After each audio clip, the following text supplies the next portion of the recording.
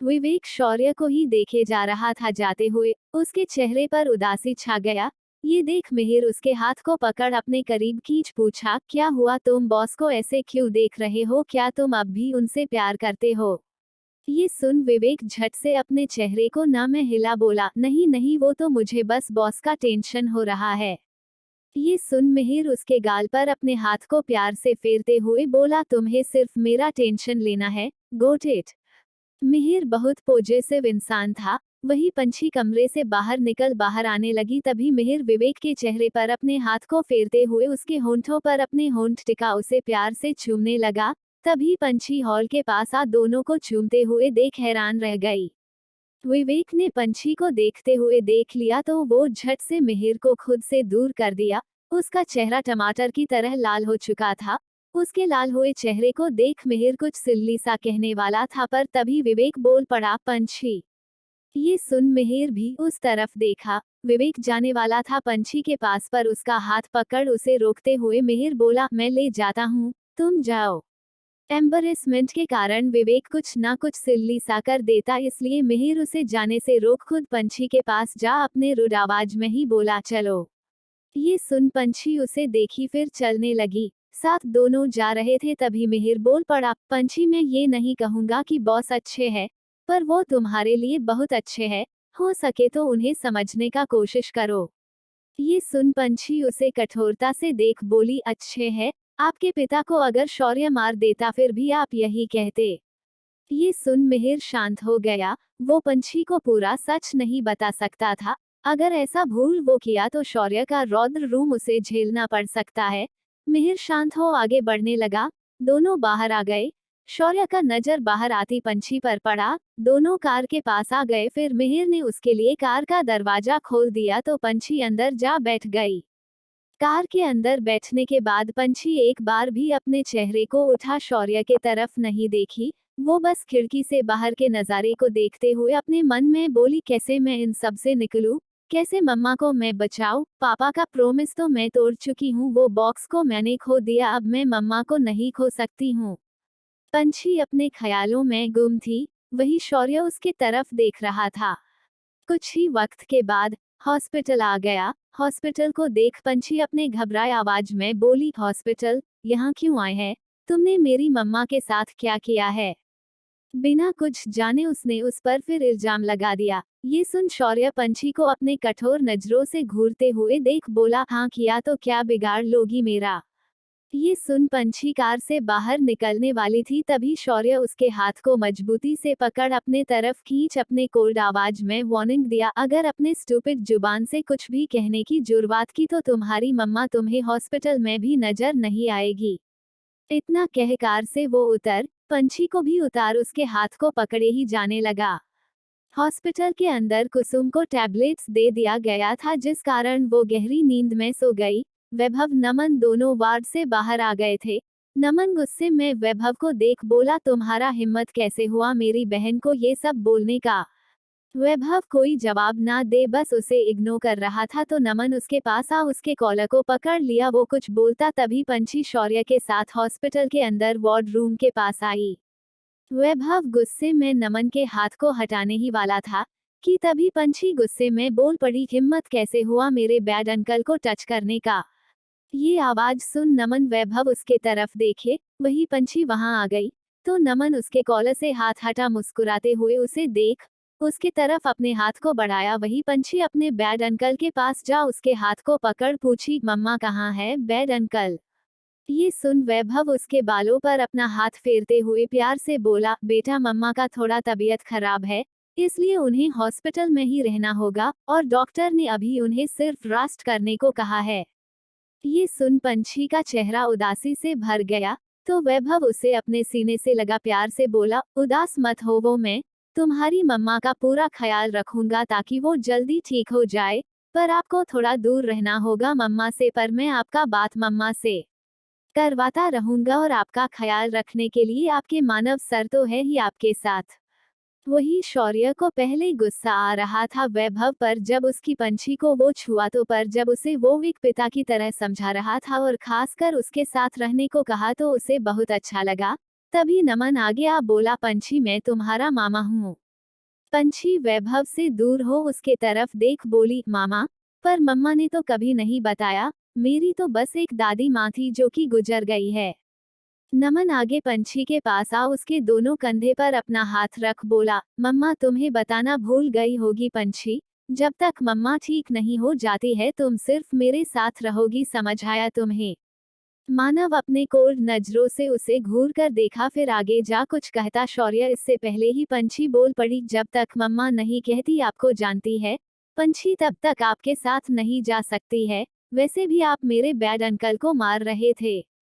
वैभव के चेहरे पर मुस्कान छा गया, वही शौर्य के चेहरे पर भी, वही नमन के चेहरे पर उदासी छा गया। उसके बाद वैभव पंछी को अंदर ले जा बोला, मम्मा को आराम का जरूरत है, उन्हें उठाना मत, ओके बेटा।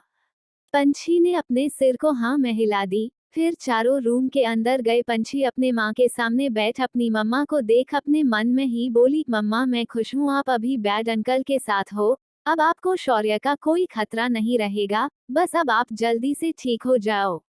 अपने मन में इतना कह पंछी अपने धीमे आवाज में पूछी, मम्मा को चोट कैसे आया? ये सवाल सुन वैभव प्यार से बोला, मम्मा गिर गई थी तो उन्हें चोट आ गया, पर मम्मा बिल्कुल ठीक है, बस अभी डॉक्टर उन्हें हॉस्पिटल में ही रहने को कहा है ताकि पंछी की मम्मा पूरी तरह से ठीक हो जाए। शौर्य भी अंदर आ कुसुम का हालत देखा, उसे ये बात नहीं पता था कि कुसुम का यादाश्त चला गया है। जब पंछी अपनी मम्मा के पास बैठी थी तो वैभव शौर्य के पास आ बोला, मुझे तुमसे कुछ बात करना है। दोनों फिर रूम से बाहर चले गए, वहीं नमन बस साइड में खड़ा देख रहा था। वैभव शौर्य को साइड में ले जा कुसुम के कंडीशन के बारे में बताया, शौर्य, कुसुम के सिर पर चोट लगने की वजह से उसका यादाश्त चला गया है, तो मैं चाहता तुम पंछी को अपने पास रखो और जितना हो सके उसे अभी कुसुम से दूर रखने का कोशिश करना, मैं कुसुम से कुछ झूठ कहा हूँ ताकि मैं उसका ख्याल रख सकूं। ये सुन अपने आईब्रो को उचकाते हुए शौर्य पूछा, कैसा झूठ? वैभव के होंठों पर हल्का मुस्कान छा गया, वो बोल पड़ा, बस कहा हूँ कि वो मेरी वाइफ है और हम दोनों की प्यारी सी बेटी है, पर मैं ये नहीं चाहता कि पंछी को कुसुम के इस कंडीशन के बारे में पता चले। ये सुन शौर्य बोल पड़ा, बाजी मारना कोई तुमसे सीखे वैभव, मिसेस मेहरा का ख्याल रखना, मैं पंछी का ख्याल रखूंगा। ये सुन वैभव थोड़ा चिढ़ते हुए बोला, प्लीज उसे मिसेस मेहरा कहना बंद करो। अपनी आईब्रो को उचकाते हुए उसे देखा, फिर अपने सांसों को छोड़ते हुए शौर्य पंछी के पास जाने लगा। वैभव भी उसके साथ ही जा रहा था। दोनों रूम के अंदर आ गए। बेचारा नमन जो अकेले रूम के किनारे में खड़ा था उसे बहुत बुरा लग रहा था। शौर्य पंछी के पास आ बोला, चले। शौर्य का ये बात सुन पंछी उसे अपने कठोर नजरों से देखी तो शौर्य उसके पास आ धीरे से बोला, जैसा बोलूं शांति से वैसा करो। ये सुन पंछी उठ गई। तभी शौर्य वैभव के पास गया, फिर दोनों एक दूसरे का नंबर एक्सचेंज किए। पंछी आखिरी बार अपनी मम्मा को देखी, फिर शौर्य के साथ जाने को थी, तभी नमन उसे रोक बोला, बेटा, मुझे पता है तुम मुझे अपना मामा नहीं समझती, पर मेरे पास तुम्हारे लिए कुछ है, बस वो ले लो।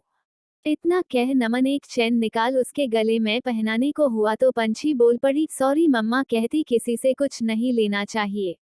नमन के चेहरे पर मुस्कान छा गया। अपनी बेटी को कुसुम बिल्कुल अपनी राह बनाकर रखी थी।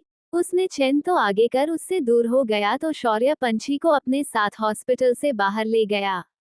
कार में दोनों जा बैठ गए। दोनों के बैठने के बाद महेश कार स्टार्ट कर दिया।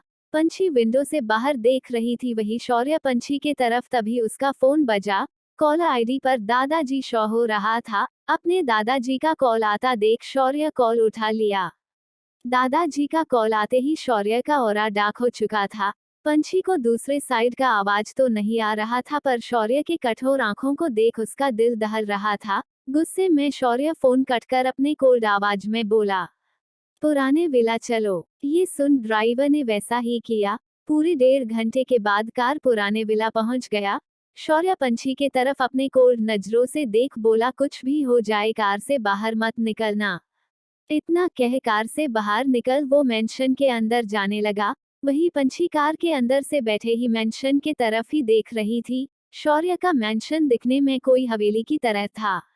वही शौर्य मेंशन के अंदर जा रहा था तो उस आता देख सभी बॉडीगार्ड्स अपना सिर झुका लिए थे। वही शौर्य मेंशन के अंदर जैसे ही गया, इस राजनाथ हॉल में वो सोफे पर बैठा दिखा, तो वो उनके पास जा गुस्से में चिल्लाते हुए अपना कठोर आवाज में बोला, अगर आपने पंछी या उसकी मम्मा के साथ कुछ भी करने का सोचा तो मुझसे बुरा आपके लिए कोई नहीं हो सकता है। मुझे पता है तारा को आपने ही कुछ कहा था जिस कारण वो मेरा मेंशन छोड़ चली गई थी, और फिर उसके साथ वो सब हुआ। अगर इस बार आपने ऐसा कुछ भी किया तो मैं आपको जान से मार दूंगा। अपने पोते के मुंह से धमकी सुन राजनाथ बोल पड़ा, बेटा, हम जो कर रहे आपके लिए कर रहे हैं। अपने बेटे को प्यार में कुर्बान होते देखा हूँ, आपको मैं कुर्बान होता नहीं देख सकता। अपने दादाजी का बात सुन शौर्य बोल पड़ा, अगर आपने डैड के चॉइस को समझा होता तो शायद वो प्यार में खुद को कुर्बान नहीं कर बैठते। इतना कह शौर्य उठ जाने को था, तभी राजनाथ बोल पड़ा, शौर्य, वो लोग को आपका पता चल गया है। मैं सिर्फ आपको यही बताना चाहता था, मैं हैंडल कर लूंगा। ये सुन राजनाथ बोल पड़ा, तुम्हारा जो फितूर है पंछी के प्रति, मैं नहीं चाहता उस लड़की के वजह से कोई तुम्हें छूने की हिम्मत कर सके। शौर्य कुछ ना बोल बस बाहर जाने लगा। शौर्य का ये एटीट्यूड देख देख कर राजनाथ का गुस्सा बढ़ता जा रहा था। वही शौर्य मेंशन से बाहर निकल अपने कार के पास गया तो देखा पंछी कार में नहीं है। ये देख शौर्य गुस्से में महेश से बोला, पंछी कहाँ है? शौर्य का आवाज सुन ड्राइवर झट से बोल पड़ा, मैडम को वॉशरूम जाना था। ये सुन शौर्य अपने कठोर नजरों से देख बोला, इडियट, उसने इस मेंशन को देखा तक नहीं है और तुम उसे अकेले भेज दिए। महेश झट से बोल पड़ा, नो सर, एक गार्ड बाहर ही खड़ा था, वही मैडम को अपने साथ ले गया। ये सुन शौर्य का गुस्सा और बढ़ गया। वो पंछी को देखने गया, पर पंछी उसे पूरे मेंशन में कहीं नहीं नजर आ रही थी। आखिर में शौर्य गार्ड्स के साथ सिक्योरिटी रूम जा सीसीटीवी कैमरा चेक किया। कैमरे में जो आदमी था उसका चेहरा ठीक से नजर नहीं आ रहा था, पर वो इस मेंशन का भी गार्ड भी नहीं लग रहा था। ये देख शौर्य का गुस्सा और बढ़ने लगा। वही ये बात राजनाथ को भी पता चल गया। राजनाथ बाहर आ गुस्से में उस गार्ड पर अपना हाथ उठा बोला, मेरे मेंशन में कोई भी घुस जाए और उसका इंफॉर्मेशन भी तुम सबको नहीं मिला, मुझे तुम में से किसी का भी चेहरा दोबारा यहाँ नजर नहीं आना चाहिए। वही शौर्य गुस्से में अपने दादाजी के पास जा उसका कॉलर पकड़ बोला, सच कहिएगा, उसे गायब करवाने के पीछे आपका हाथ तो नहीं है? ये बात सुन राजनाथ बोल पड़ा, शौर्य मेरा कैसे हो सकता है? मुझे तो अभी ही पता चला था तुम इस लड़की के साथ आए हो। ये बात सुन शौर्य उसका कॉलर छोड़ पंछी का पता लगाने लगा। वहीं दूसरी तरफ किसी छोटे से बॉक्स में पंछी राशियों से बंधी बेहोश पड़ी थी, साथ ही उसके आंख में काला कपड़ा बांधा गया था। दूसरी तरफ शौर्य का पूरा शक लैटिन किंग ग्रुप पर ही जा रहा था। Latin king group dragon group की तरह ही बहुत पावरफुल था। वही एक ऐसा इकलौता ग्रुप है जो शौर्य के ड्रैगन ग्रुप से टक्कर लेने का हिम्मत रख सकता था। पर आज तक लैटिन ग्रुप कभी ड्रैगन ग्रुप को हरा नहीं पाया था, वो वैसे भी उसके ही अड्डे से उसकी पंछी को उठाकर ले जाना इतना आसान तो नहीं था। शौर्य मिहिर विवेक को कॉल कर पंछी का पता करने का बोल दिया। वो लैटिन ग्रुप के हाथ आ गई है या फिर इन सब के पीछे राजनाथ का हाथ है? पर राजनाथ को भी अभी ही पता चला था, और सभी को पंछी को ऐसे ढूंढता देखा तो एक पल के लिए अपने दादाजी के प्रति थोड़ा ख्याल बदल गया। धीरे धीरे वक्त बीतने लगा। शाम का वक्त हो चुका था। शौर्य कोलकाता के आधे से ज्यादा लोगों को पंछी को ढूंढने में लगा, खुद भी ढूंढ रहा था, साथ ही राजनाथ भी।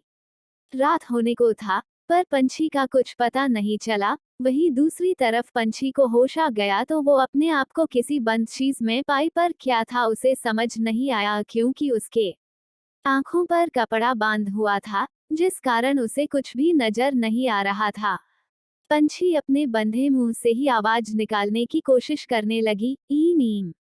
पर जहां वो बंद थी वहां से आवाज बस उसे ही सुनाई दे रहा था। रात का 12 बज चुका था। शौर्य आधा कोलकाता पंछी को छान मार लिया, पर पंछी उसे कहीं नहीं मिली। पंछी के ना मिलने से शौर्य गुस्से में पागल हुए जा रहा था। अभी उसका ऑरा अभी नर्क के शैतान की तरह डरावना हो चुका था। उसने अपनी कार को सुनसान हाईवे के पास जा रोक अपने कार से बाहर निकल मिहिर को कॉल लगाया। मिहिर भी विवेक के साथ कोलकाता के हर कोने कोने में पंछी को ढूंढे जा रहा था। अपने बॉस का कॉल आता देख मिहिर अपने कार को साइड में रोक शौर्य का कॉल उठा कर लिया।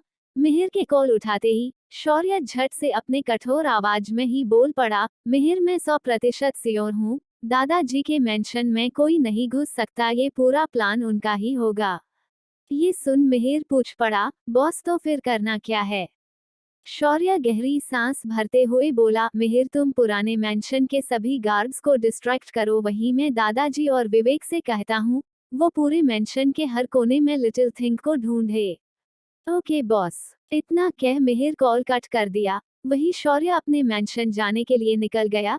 दूसरी तरफ पंछी जो अपने हाथ के रस्सियों को खोलने का कोशिश कर रही थी, पर अपने कोशिश में वो नाकामयाब हो जा रही थी। आखिर में वो थककर शांत हो बैठ गई।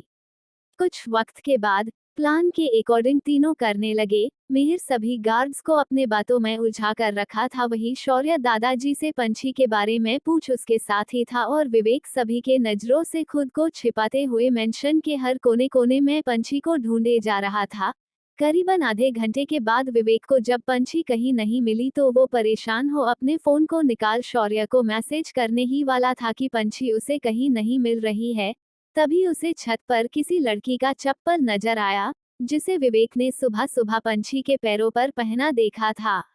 विवेक उस चप्पल को उठा शौर्य को मैसेज करता इससे पहले ही एक आदमी उसके सिर पर मार दिया, तो विवेक पीछे मुड़ देखा ही था कि तभी आदमी उस पर फिर हमला कर दिया, जिस कारण वो जमीन पर गिर बेहोश हो गया।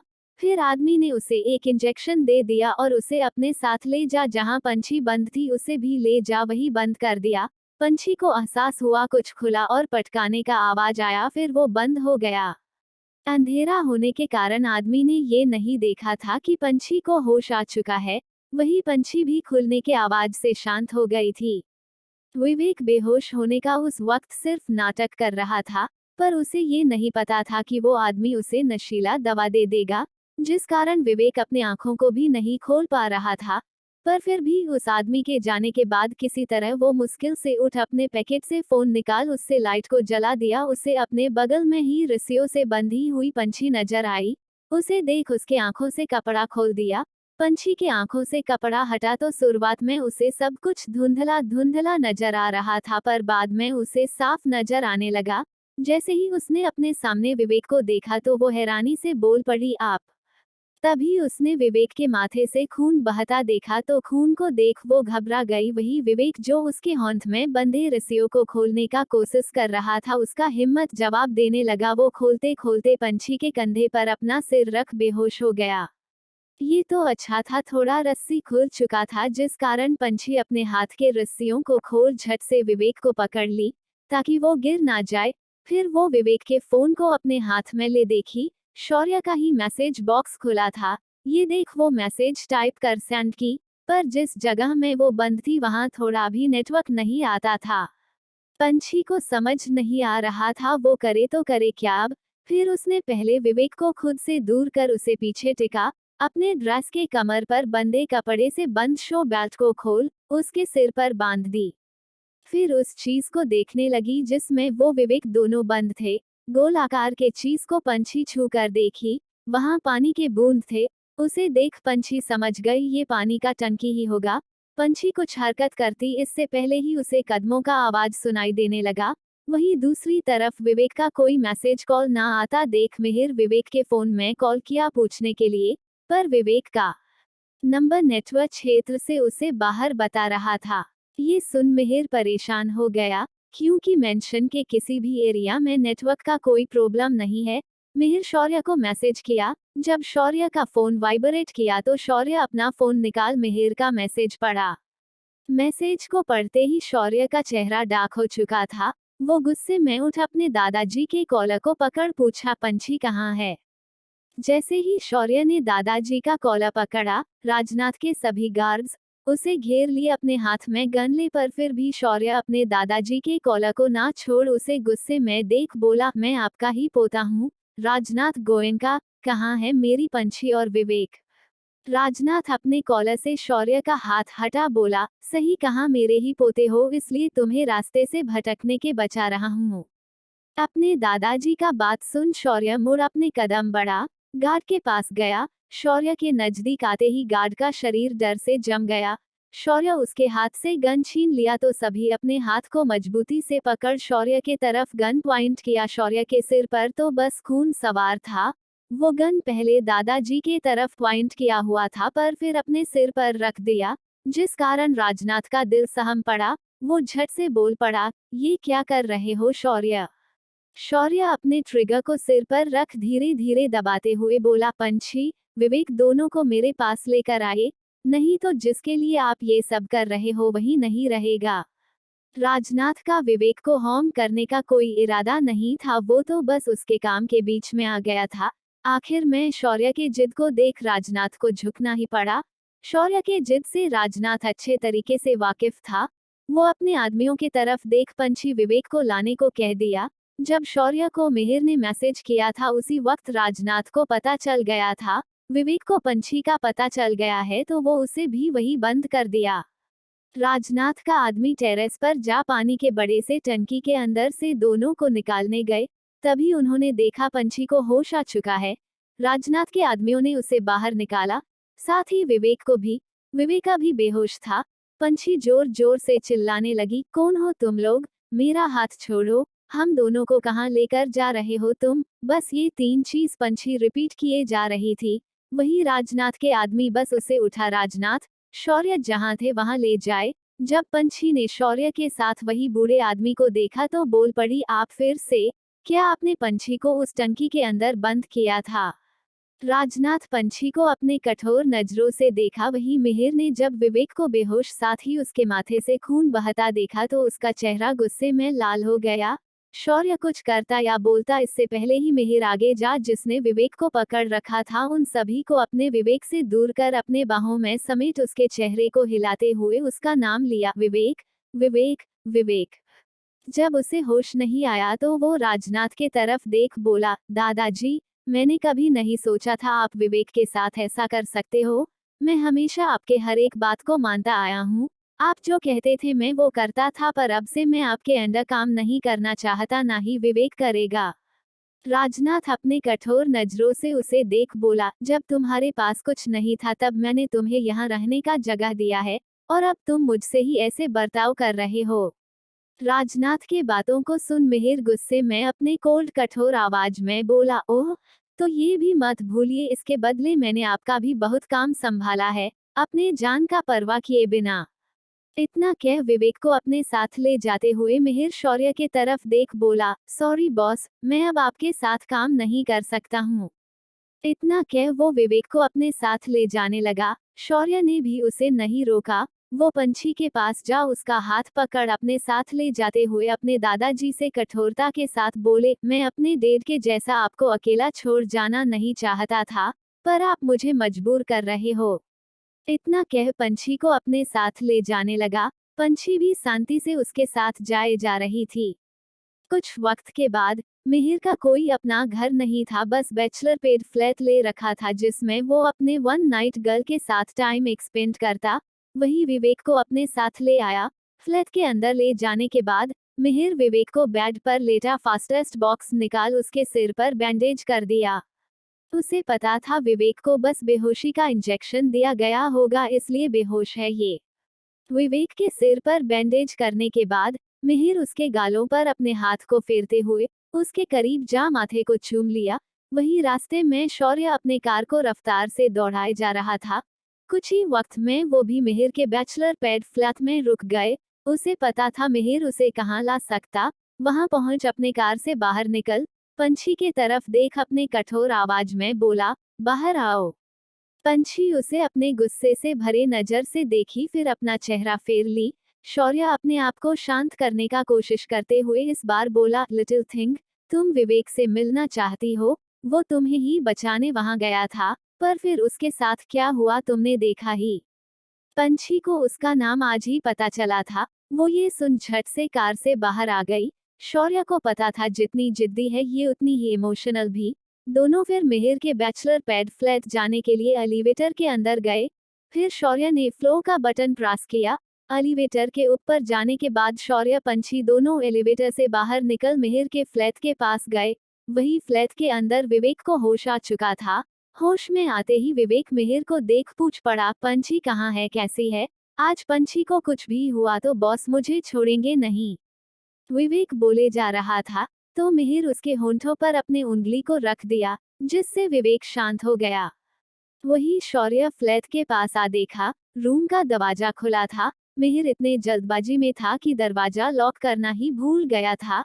शौर्य दरवाजा खुला देख पंछी के साथ अंदर जाने लगा। वहीं मिहिर विवेक के सिर पर अपने सिर को सटा बोला, मैं तो डर ही गया था, अब तुम्हें ये सब काम करने का कोई जरूरत नहीं है। विवेक का ये बात सुन विवेक कुछ कहता इससे पहले ही मिहिर उसके होंठों के करीब जा अपने होंठ को मिला, उसे प्यार से चूमने लगा। तभी शौर्य और पंछी दोनों रूम के पास गए। शौर्य पंछी को अपने साथ ले उस रूम से दूर जाने वाला था, तभी विवेक का नजर शौर्य पंछी पर पड़ा तो विवेक मिहिर को खुद से दूर कर बोल पड़ा, बॉस। बॉस सुन। मिहिर उस तरफ देख खड़ा हो बोला, बॉस आए। ये सुन शौर्य बोल पड़ा, मुझे तुमसे कुछ बात करना है, कहीं और चल बात करते हैं। ये सुन मिहिर अपने चेहरे को हाँ में हिला दिया तो शौर्य पंछी को विवेक से मिलने का बोल मिहिर के साथ बात करने चला गया। दोनों के जाने के बाद पंछी कमरे के अंदर जा विवेक के तरफ देख बोली, भैया क्या आपको ज्यादा चोट आया है? विवेक भैया सुन पंछी के तरफ बहुत प्यार से देखा, वो अपने होंठों पर मुस्कान ला प्यार से बोला, नहीं। पंछी मासूमियत से उसके तरफ देख बोली, थैंक यू, पहले मुझे शौर्य से बचाने के लिए और अब वहां से। ये सुन विवेक मुस्कुराते हुए बोला, उस दिन अपनी बहन को बचाने के लिए ऐसा किया और कल बॉस के लिए किया हूँ। इतना कह कुछ पल शांत रह फिर विवेक बोला, वैसे शौर्य सर बहुत अच्छे हैं, खासकर तुमसे वो बहुत प्यार करते हैं। प्यार शब्द सुन पंछी अपने नजरों को विवेक के नजरों से मिला क्वेश्चन मार्क की तरह देख बोली, प्यार। विवेक अपने चेहरे को हाँ में हिलाया तो पंछी फिर बोल पड़ी, प्यार होता तो उस बॉक्स को आग में जलने देते, ना कि उसे पाने के लिए अपना परवाह भी नहीं करते। ये सुन विवेक गहरी सांस ले बोल पड़ा, पंछी, दादाजी को वो बॉक्स चाहिए था, अगर वो बॉक्स बॉस उन्हें नहीं देते तो दादाजी तुम्हारी जिंदगी को बर्बाद कर देते, जो बॉस होने नहीं दे सकते हैं। विवेक का ये बात सुन पंछी झट से बोल पड़ी, ठीक है मान लिए वो मेरे सेफ्टी के लिए ऐसा किया, पर मैं कैसे भूल जाऊं आज मेरे पापा मेरे पास नहीं है तो बस उसके कारण उसने मेरे पापा को मुझसे दूर कर दिया। उसके अंदर तो दिल ही नहीं है, किसी का जान लेने से पहले वो उसके परिवार किसी के बारे में नहीं सोचता। वो आगे कुछ बुरा कहती इससे पहले ही विवेक चिल्लाकर बोल पड़ा, बॉस ने तुम्हारे पापा को जान से नहीं मारा है। ये सुन पंछी उसे हैरानी से भरे नजरों से देखने लगी। वही विवेक आगे बोल पड़ा, मैं ये नहीं बोल रहा कि बॉस ने उनके साथ कुछ बुरा नहीं किया है, बहुत बुरा किया है, पर जान से मारने वाले बॉस नहीं राघव सर थे। पंछी शांत हो अपने धीमे आवाज में बोली, मेरे पापा इस दुनिया में नहीं है, इसका वजह तो शौर्य ही है ना। जब पंछी ये कह रही थी तभी शौर्य मिहिर के साथ कमरे के पास आया था। कमरे के पास आते हुए जब उसने पंछी को कहते हुए सुना तो दरवाजे के पास ही रुक गया। वही विवेक पंछी दोनों ही शौर्य को आता नहीं देखे बस एक दूसरे के साथ बातें किए जा रहे थे। तभी एलेक्स भी आ चुका था। वो शौर्य मिहिर को खड़ा देखा तो वो भी खड़ा हो सोचने लगा चल क्या रहा है। तभी उसे पंछी का आवाज सुनाई दिया, वैसे भी उसका प्यार मेरे लिए बस इसलिए है क्योंकि मैं तारा की तरह दिखती हूँ। इतना कह गुस्से में चिल्लाते हुए बोली, क्यों मैं तारा की तरह दिखती हूँ? अगर मैं उसके जैसा नहीं दिखती तो शौर्य मेरे पीछे ऐसे नहीं पड़ा होता। ये सुन विवेक कुछ पल शांत ही रहा, उसे नहीं पता वो कहे क्या। तभी पंछी बोल पड़ी, वो मुझे तारा समझता पर मैं पंछी हूँ, बहुत जल्द उसे ये समझ आ जाएगा। और पंछी को झेलना इतना आसान नहीं है। पंछी का ये बात सुन विवेक के चेहरे पर थोड़ा उदासी छा गया। विवेक का उदासी से भरा चेहरा देख पंछी बोल पड़ी, आप कितने लकी हो, वो जो थे वो आपको बहुत प्यार करते हैं। ये सुन विवेक का चेहरा लाल हो गया। वही एलेक्स कंफ्यूजन में था, क्योंकि विवेक अपने करीब कभी किसी लड़की को आने नहीं देता और कोई कोशिश करती तो वो उससे कोसों दूर चला जाता था। वो कभी भी किसी लड़की को भाव नहीं देता था। विवेक के अंदर ईगो बिल्कुल भी नहीं था, पर लड़कियों के करीब जाना उसे बिल्कुल भी पसंद नहीं था। वही विवेक अपने धीमे आवाज में बोला, पर कॉम्प्लिकेशन है। ये सुन पंछी कुछ बोलती इससे पहले ही शौर्य अंदर आ गया तो उसके पीछे मिहिर और एलेक्स भी अंदर आ गया। एलेक्स अंदर आ उसे देखते हुए बोला, डूड मुझे नहीं पता था तेरे लाइफ में कोई है, अपने बचपन के दोस्त से छिपा कर रखे। ये सुन विवेक का चेहरा लाल हो गया, उससे तो कुछ बोला ही नहीं जा रहा था। वही विवेक के लाल हुए चेहरे को देख एलेक्स मुस्कुराते हुए टांग खींचा, उफ तुम तो लड़कियों की तरह शर्मा रहे हो, शर्माते हुए तुम कितने क्यूट लगते हो। इतना कह एलेक्स उसके गाल को जैसे ही पिंच करने के लिए अपना हाथ आगे बढ़ाया, मिहिर उसके कॉलर को पकड़ उसे पीछे कर बोला, ब्रो चेक करने आए हो तो चेक करो, उसके गालों को टच करने का जरूरत नहीं है। एलेक्स अपने हाथ को पीछे कर मुंह बना बोला, तुझे क्या जा रहा है, मैं अपने दोस्त को टच कर रहा हूं तो। अब मिहिर का चेहरा डार्क हो गया, वो कुछ कहने ही वाला था कि तभी विवेक झट से बोल पड़ा, मैं ठीक हूँ, मुझे चेक करने का जरूरत नहीं है। ये सुन मिहिर उसे घूर कर देख कठोरता से बोला, शांति से चेक करवाओ। ये सुन विवेक शांत हो गया, इतनी जल्दी वो भी मिहिर का बात विवेक को मानता देख एलेक्स हैरान था। आज से पहले एलेक्स ने दोनों को साथ बात किया एक दूसरे के सामने भी आते नहीं देखा था, आता भी था तो दोनों के बीच बस कोल्ड वॉर होता था। अचानक से इतना कुछ कैसे बदल गया, एलेक्स इस सोच में खो गया था। आगे के भाग को जानने के लिए चैनल को सब्सक्राइब करें और वीडियो पर कमेंट लाइक कर अपना सपोर्ट दे। Thank you.